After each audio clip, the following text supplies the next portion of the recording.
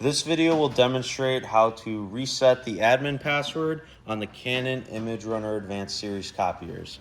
So the first thing you're going to want to do is go to the bottom right corner here of the screen and click on the counter button.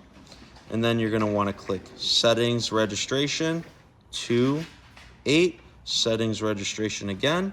And then it's going to bring up this screen here. You're going to want to go to Mode List. You're going to want to select Copier. Then you're going to want to go to Function.